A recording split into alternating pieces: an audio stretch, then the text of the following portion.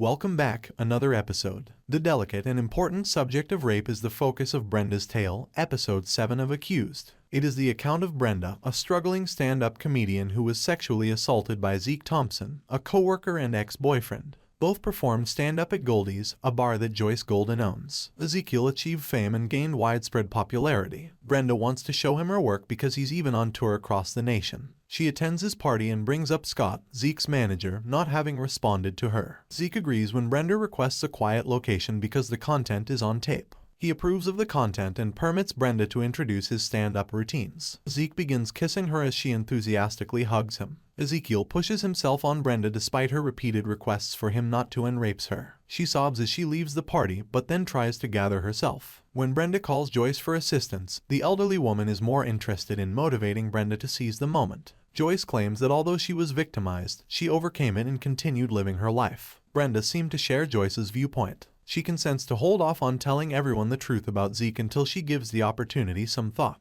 Brenda strongly reprimands him, warning that he cannot get away with it just because he is well-known and wealthy. Zeke mocks her and claims that no one will take her account seriously, and that she has damaged their lives in equal measure. Ada heading Brenda's case is Levine. She is questioned by him about what happened that night. He inquires about her prior associations with Zeke as she prepares to leave, but Brenda does not deem it significant. As we can see, Brenda is the defendant in the case, and Levine is actually testifying against her in the current trial. The next morning, Brenda finds a photo of herself that was uploaded to Instagram shortly after the act. She makes a call to the New Hope Center for assistance as soon as she recognizes she is lost, hurt, and angry. She is examined by a facility before Chadwick picks her up. They joke around a little in the car and he promises Brenda that he will be with her to see her through this difficult period. Brenda reads a news report that Chad sent her that defends Zeke's wrongdoing. Despite the custom to keep the survivor's identity a secret even after he is imprisoned, Brenda's name is made public. Brenda is worried after seeing the disgusting comments on social media. Zeke keeps calling, but she eventually picks up.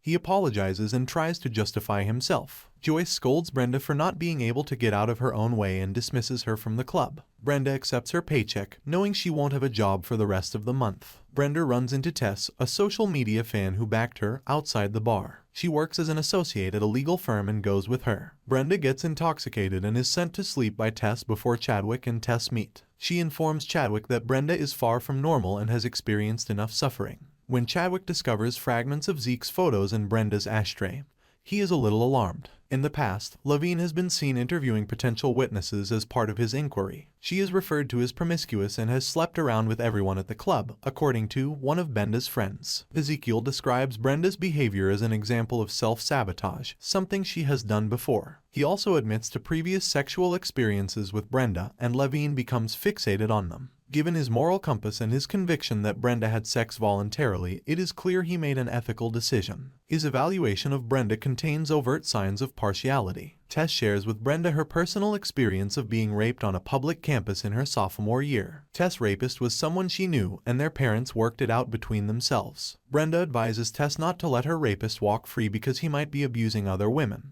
Tess finds herself lost in thought.